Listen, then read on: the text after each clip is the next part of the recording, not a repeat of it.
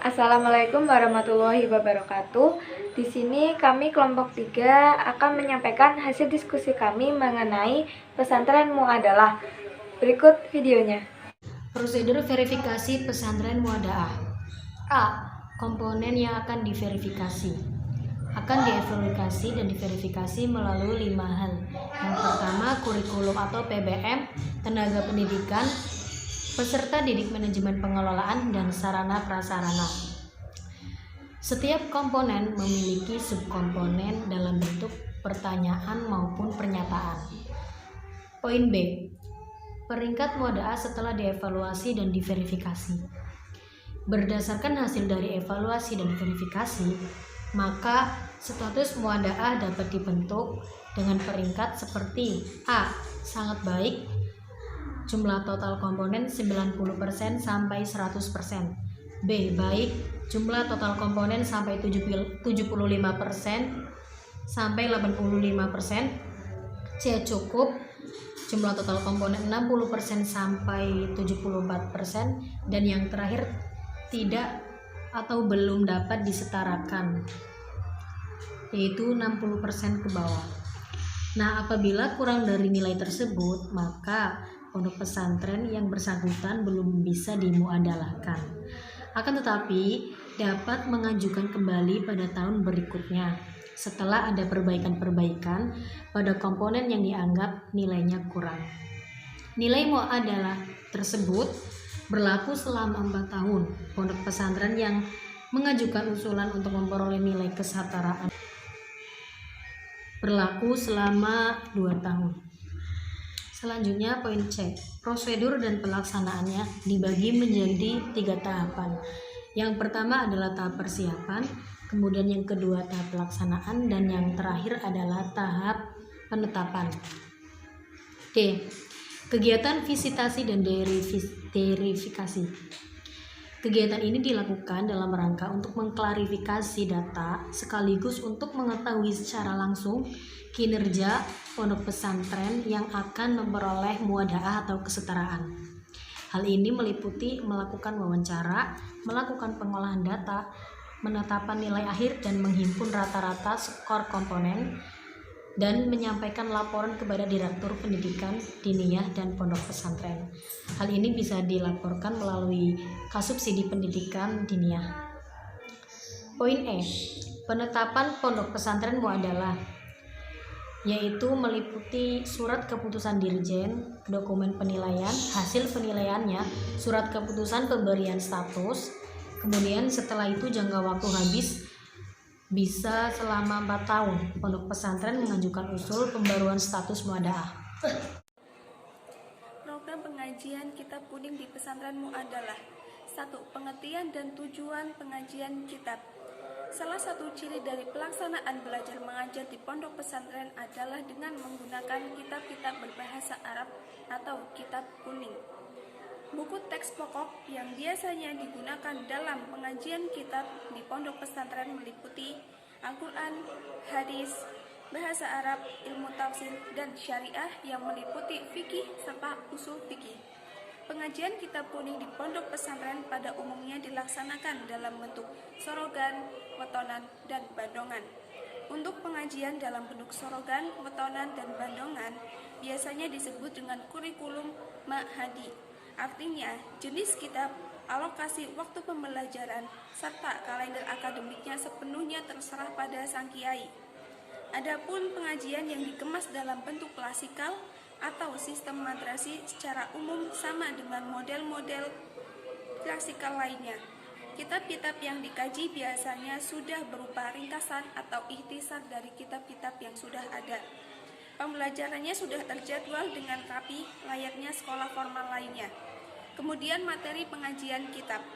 Materi pengajian kitab di pondok pesantren meliputi kitab-kitab yang terkait dengan mata pelajaran sebagai berikut. 1. Tafsir Al-Quran. 2. Hadis. 3. Ilmu tafsir. 4. Ilmu hadis. 5. Tauhid. 6. Akhlak atau tasawuf. 7. Bahasa Arab atau ilmu alat yang berupa nahwu atau sorof. 8 fikih, dan 9 usul fikih.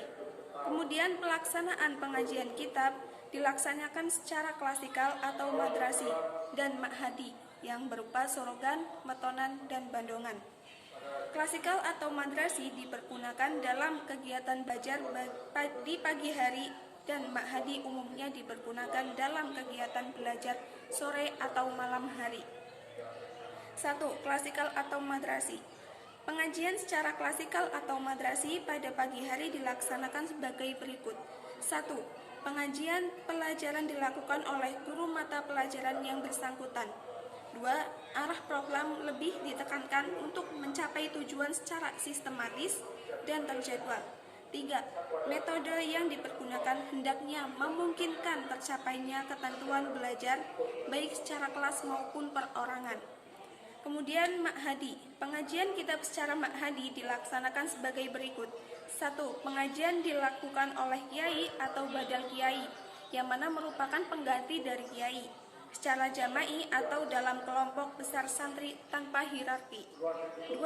Arah pengajian lebih ditekankan pada pencapaian kemampuan membaca dan memahami teks kitab yang menjadi sumber tambahan dari sistem madrasi. 3. Metode yang dipergunakan sepenuhnya tergantung kepada sang kiai atau badal kiai. Keempat, buku sumber pengajian kitab. 1. Buku teks pokok atau buku teks penunjang. Pada dasarnya, sumber bahan penunjang yang utama untuk setiap mata pelajaran adalah buku teks pokok yang disusun oleh kiai atau dewan kiai di pondok pesantren Mu'adalah. Selain itu, dipergunakan juga kitab-kitab berbahasa Arab yang berisi materi ilmu yang bersangkutan sebagai teks penunjang. Kitab-kitab tersebut adalah sebagai berikut. 1. Quran dan hadis yang meliputi The Holy Al-Quran, Tafsir Al-Jamal, Tafsir Baydawi, Al-Asas fit Tafsir, Tafsir Ibnu Katsir, Fathul Bari atau Syarah Al-Bukhari, Al-Kutubus Sittah, dan Riyadus Shalihin. 2. Bahasa Arab yang meliputi Al-Jurumiyah, Matan Bina, Al-Kailani, An-Nahwul Al-Wadih lil Tarbiyah. 5. Mutammimah, Qawaidul Lughatil Arabiyah, Jauharul Maknun, Al-Balaghatil Madinah, An-Nahwul Wadih lil Thanawi, dan Alfiyah serta matannya. Kemudian ilmu tafsir meliputi Al-Jalalain, Al-Maraghi, An-Nasafi, Mabahir fi Ulum Al-Quran, Al-Maraghi, An-Nasafi, Al-Asas fit Tafsir. Keempat, ilmu hadis yang meliputi Sulubus Salam, Riyadus Shalihin, Minhatul Mu'is, Iqarah At-Takrib atau Tadribur Rawi, Sulubus Salam, Dalilul Falihin, Nailul Autor, Al-Baiquniyah, Tadribur Rawi, Alfiyah Suyuti. Yang kelima, syariah. Syariah dibagi menjadi dua, yaitu fikih dan usul fikih. Fikih sendiri meliputi takrib, fathul qarib, fiqhus sunnah, al-mu'inul mubin, kifayatul akhir, fiqhus sunnah, al-mu'inul mubin 2, al-muhadzab, fiqhus sunnah, bidayatul mujahid, al-fiqhu a'la madhabil arba'ah. Yang kedua, usul fikih yang meliputi mabadi awaliyah, as-sulam, al-bayan, usul fikih Abdul Wahab Khalafi, Al-Khudari Bek. Kemudian sumber buku dan buku perpustakaan. Selain kitab-kitab yang telah disebutkan tadi, dipergunakan juga kitab-kitab yang pembahasannya lebih luas dan dalam sebagai buku referensi dan perpustakaan.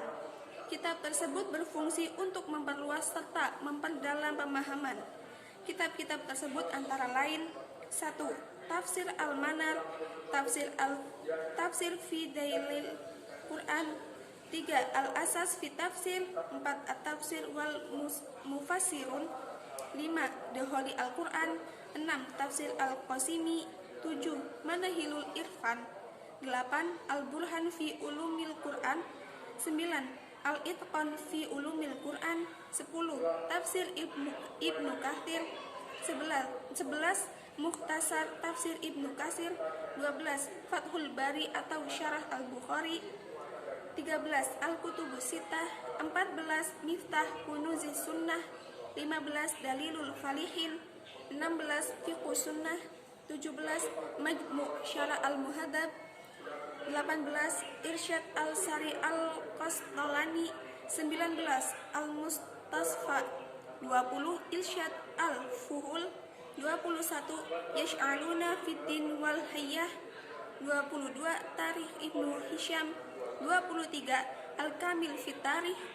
24. Muqaddimah Ibnu Khaldun. 25. Ar-Raid. 26. Al-Munjid. 27. Al-Maurid. 28. Fiqhuz Zakah. 29. Lisanul Arab. 30. At-Ta'isul Azizil Hamid Syarah Kitabul Tauhid. 31. Syarah Al-Kitabus Sittah. 32. Al-Mughni Ibnu Muqaddah. 33. Al-Muhalla Ibnu Hazm. 34. Adinatul Mukhtar Ibnu Abidin. 35. Bidayatul Mujtahid. 36. Al-Fiqhu ala Madahibil Arba'ah. Kemudian kegiatan ekstrakurikuler. Kegiatan ekstrakurikuler merupakan kegiatan belajar mengajar di luar jam pengajian tatap muka, dilaksanakan di pondok pesantren maupun di luar pondok pesantren, untuk memperluas wawasan maupun kemampuan yang telah dipelajari dan berbagai mata pelajaran, dengan tujuan 1. Meningkatkan dan memantapkan pemahaman santri. 2. Mengembangkan bakat, minat, kemampuan, serta keterampilan dalam upaya pembinaan pribadi. 3. Mengenal hubungan antara mata pelajaran dalam kehidupan di masyarakat. Kedua, ruang lingkup. Kegiatan ekstrakurikuler mencakup semua kegiatan yang dapat menunjang dan mendukung kegiatan kurikuler dengan ciri-ciri: 1. Lebih memperluas wawasan. 2. Mengandung penerapan berbagai mata pelajaran yang sudah dipelajari oleh santri. 3. Memerlukan pengorganisasian sendiri mengingat tugas dan kegiatan yang kompleks. 4. Dilakukan di luar pondok pesantren. 3. Asas pelaksanaan. Asas pelaksanaan sendiri meliputi: 1. Diarahkan pada tujuan pembelajaran yang ingin dicapai. 2. Sesuai minat, bakat, dan kemampuan santri. 3. Dilakukan di luar jam pelajaran tatap muka. 4. Terprogram dan meliputi pengorganisasian, pembiayaan pelaksanaan, dan pelaporan hasil. 4. Langkah kegiatan. 1. Perencanaan kegiatan. Perencanaan kegiatan ini mencakup program, tenaga, biaya, sarana, penentuan waktu, tempat, tujuan, dan pengorganisasian. 2. Pelaksanaan mencakup tugas yang dilaksanakan dan pelaksanaan dan pelaporan hasil. 3. Pemantauan dan penelitian. 4. Tindak lanjut hasil kegiatan. Kemudian bentuk pelaksanaannya. Kegiatan ekstrakurikuler dapat dilakukan dalam bentuk perorangan maupun kelompok. Kegiatan ekstrakurikuler antara lain kegiatan hadroh atau marawis, khitobah, pencaksilat, pramuka, PMR, patroli keamanan pesantren, usaha kegiatan pesantren, koperasi pesantren, peringatan hari-hari besar Islam, bakti sosial, sanggar kesenian, paskibra, mengikuti ceramah umum, bertakwah, dan lain-lain. Kemudian seleksi santri. Pada dasarnya penerimaan di pondok pesantren dilaksanakan sejak bulan Syawal. Berbagai pondok pesantren mempunyai mekanisme dan prosedur sendiri-sendiri dalam penerimaan santri baru. Secara umum persyaratannya meliputi: 1. Ijazah terakhir. 2. Surat keterangan sehat dari dokter. 3. Surat keterangan kelakuan baik atau SKKB dan bebas narkoba. 4. Surat pernyataan orang tua. Dan 5. Diadakan ujian seleksi yang meliputi membaca Al-Quran, mata pelajaran bahasa Arab, dan pengetahuan agama Islam. Kemudian ujian akhir atau Al-Imtihan Al-Sanawi. Evaluasi belajar adalah penilaian hasil belajar yang yaitu pengumpulan informasi untuk mengetahui seberapa jauh pengetahuan dan kemampuan yang telah dicapai oleh santri pada tiap-tiap akhir pendidikan di pondok pesantren. Penilaian hasil belajar pada akhir tahun direncanakan dan dilaksanakan oleh pondok pesantren yang bersangkutan. Pada umumnya, kegiatan imtihan tahunan itu dilaksanakan pada 1 atau 2 bulan menjelang bulan Ramadan. Hasil dari penilaian tahap akhir ini digunakan sebagai bahan pertimbangan kelulusan santri dan pemberian ijazah yang menyatakan bahwa santri yang bersangkutan telah selesai mengikuti pendidikan di pondok pesantren. Selanjutnya adalah pengelolaan pondok pesantren. Dimulai dari struktur pondok sendiri, meliputi pengasuh pondok pesantren, pemimpin yayasan, kepala madrasah, lurah asrama, ustadz atau ustazah pengajar kitab kuning, lalu ada pengurus pondok pesantren, dan lain sebagainya. Untuk pengelolaan asramanya sendiri meliputi pengaturan asrama, pembiayaan, perlengkapan, administrasi, dan supervisi. Yang pertama yaitu pengaturan asrama atau pondok, yaitu seperti pengelompokan penghuni terhadap jenis kelamin seperti laki-laki dan perempuan, lalu pengelompokan berdasarkan tingkat kelas atau umur. Selanjutnya ada prioritas penghuni, yaitu semua penghuni memiliki hak untuk memiliki asrama. Yang kedua ada ketertiban penghuni. Ketertiban penghuni asrama itu seperti tata tertib pada umumnya, yaitu ketertiban di lingkungan asrama, ketertiban keluar masuk asrama, ketertiban terhadap kebersihan, kesehatan, serta keamanan asrama, dan sebagainya. Lalu sumber dana dan administrasinya bisa diperoleh dari pemerintah bila kemungkinan, organisasi orang tua sendiri maupun dari masyarakat. Lalu ada pelengkapan. Di sini yaitu pelengkapan sebagai fasilitas fisik yang diperlukan pondok, pemeliharaan serta perbaikan barang-barang, pengorganisasian dan penginventasikan barang kelengkapan asrama. Lalu administrasi asrama yaitu ketatausahaan berupa penyusunan dan pencatatan secara sistematis dan pencatatan yang berhubungan dengan asrama, seperti administrasi dalam bentuk buku notulen rapat, buku harian asrama, buku keuangan asrama, dan sebagainya. Lalu selanjutnya ada supervisi. Supervisi adalah aktivitas pembinaan untuk membantu para penghuni dalam melakukan tugas-tugas serta pengelolaan agar dapat melakukan pekerjaan dan kepemimpinan secara efektif dan efisien. Selanjutnya ada hubungan ponpes dan masyarakat, yaitu seperti memajukan program pendidikan. Ponpes dapat menyerap aspirasi dan keinginan masyarakat tentang peningkatan mutu pendidikan yang dapat dikembangkan di asrama. Lalu ada pengembangan kerjasama, lalu pembina dan memajukan masyarakat, seperti berperan aktif dalam memberikan pemberantasan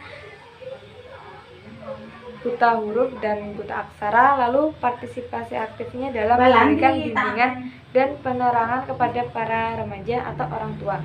Selanjutnya adalah pembinaan kepemimpinan pendidikan.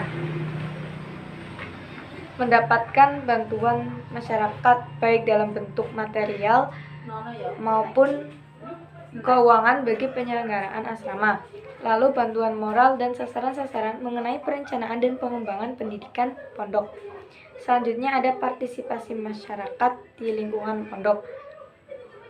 Lalu yang ketiga, pembinaan dan pengembangan asrama pondok pesantren. Cara-cara pembinaan dan pengembangan memiliki dua metode, seperti metode pasif, yaitu seluruh penghuni asrama wajib mematuhi peraturan, ketentuan, tata tertib yang sudah ditentukan oleh pondok. Sedangkan metode aktif, para santri diharuskan ikut serta dalam bentuk kegiatan pondok yang diperuntukkan untuk mereka.